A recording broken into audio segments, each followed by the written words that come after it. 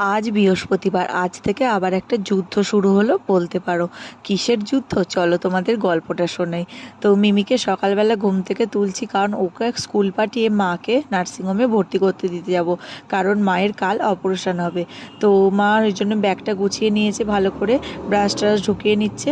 তো দেখো, আজকে যেহেতু দিদুন চলে যাবে নার্সিংহোমে, মিমি জানে বলে সেই জন্য সবসময় বায়না করছে আমাকে দিদুন খাইয়ে দেবে, দিদুন ড্রেস পরিয়ে দেবে, দিদুনই সব করিয়ে দেবে। তো ওর কথা মতো মা ওকে সব কিছু করিয়ে দিয়েছে, শত কষ্ট টাকা সত্ত্বেও কী করবে, মা তো মাই হয়। যাই হোক, তারপরে মিমিকে স্কুলে দিয়ে আমি চলে এসেছি মাকে নিয়ে নার্সিংহোমে ভর্তি করে দেবো বলে। তো এখানে বসিয়ে রেখে আমি এদিকে সব ফর্ম টর্ম ফিল আপ করছি। দেখো এখন বাজে সকাল 8টা, তো মোটামুটি ফাঁকা। আমার এদিকে সব কিছু ফিল আপ করা হয়ে গেছে, প্রীতমও মিমিকে দিয়ে চলে এসেছে।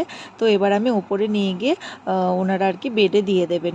তো এই যে এখানে দিয়ে দিয়েছে ফাইল, তো এটা নিয়ে এখন মাকে নিয়ে ওপরে উঠে যাচ্ছি।